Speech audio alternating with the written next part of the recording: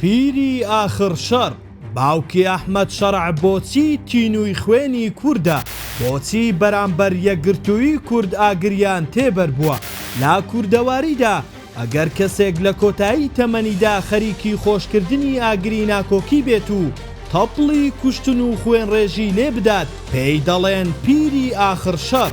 ئەم پێناسەیە ڕێک بەسەر حوسێن شەڕع باوکی ئەحمەد شەڕعدا جێبەجێ دەبێت لە کۆتایی تەمەنیەتی کەچی دەهۆڵ بۆ شەڕی کورد دەکوتێت.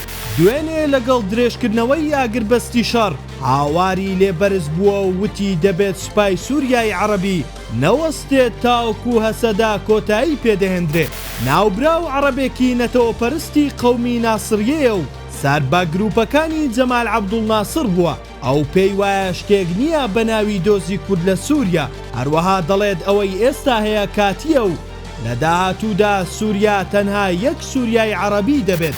ئەو زۆر تووڕێیە لە بەئاگاتنەوەی کورد لا ڕۆژئاوا و دەڵێت پێشتر کوردەکانیش دەیانوت عەرەبین. ئەمە چییە ئێستا پەیدا بوون و باسی کورد و کوردستانی سووریا دەکەن؟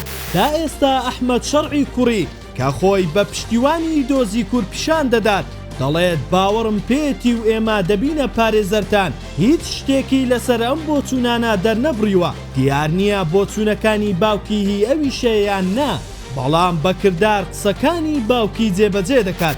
هاوکات دکتۆر خەلیل عەزیز عەبدی باوکی ژەنەڕاڵ مەزلوم عەبدی وەڵامێکی توندی باوکی ئەحمەد شەڕعی دایەوە و ڕایگەیان بەشار ئەسەدیش دەیگوت کورد لە سووریا پەنابەرن، بەڵام لە کۆتایی خۆی بووە پەنابەر، کوردیش لە وڵاتی خۆی مایەوە. بەرگری کوردانی ڕۆژاوا و پشتیوانی پارچەکانی دیکە لێیان نەک هەر باوکی ئەحمەد شەڕع تەنانەت تورکیا و ئەردۆغان و دەوڵەت باخچەلیشی شۆک کردووە. ئێستا کە هیچیان بەدەستەوە نەماوە دەڵێن ئەسەدان نوێنەرایەتی کورد ناکات، بەڵام خۆپیشاندانەکان ڕاستیەکیان سەلمان ئەویش ئەوەیە کە کورد یەک پارچە و هەمووان نوێنەرایەتی یەکدی دەکەن.